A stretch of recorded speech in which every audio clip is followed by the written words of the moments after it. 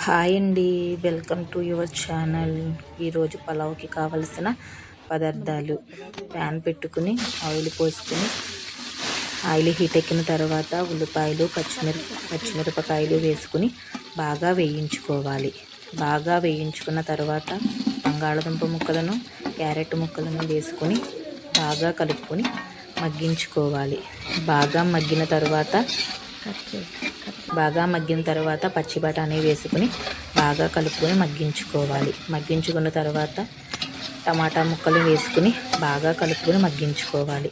మగ్గించిన తర్వాత పలావ్ దినుసులు వేసుకుని బాగా కలుపుకొని కొత్తిమీర పుదీనా వేసుకుని బాగా కలుపుకోవాలి. బాగా కలిపిన తర్వాత బాగా కలిపిన తర్వాత 3 స్పూనుల అల్లం వెల్లుల్లి పేస్ట్ని పచ్చివాసన పోయేదాకా వేయించుకోవాలి. వేయించుకున్న తర్వాత 2 స్పూన్ల పసుపుని, రుచికి సరిపడినంత సాల్ట్ని వేసుకుని బాగా కలుపుకోవాలి. బాగా కలిపిన తర్వాత ఏ గిన్నెతో అయితే బియ్యం తీసుకున్నామో అదే కొలతతో 1 గిన్నె బియ్యానికి 2 గిన్నెల నీళ్లు పోసుకోవాలి. పోసుకున్న తర్వాత సాల్ట్ వేసుకోవాలి.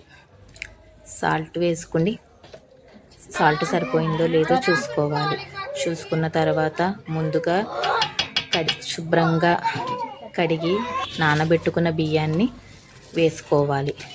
వేసుకున్న తర్వాత ఒకసారి గట్టితో కలపాలి.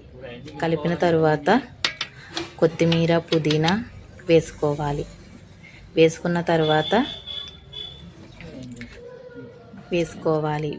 తర్వాత క్లోజ్ చేసి ఒక 5 మినిట్స్ తర్వాత ఎంతో రుచికరమైన కట్టెల పొయ్యి మీద pulao ready. Emmy tasty pulao ready. నచ్చితే లైక్ చేయండి, షేర్ చేయండి, సబ్స్క్రైబ్ చేసుకోండి.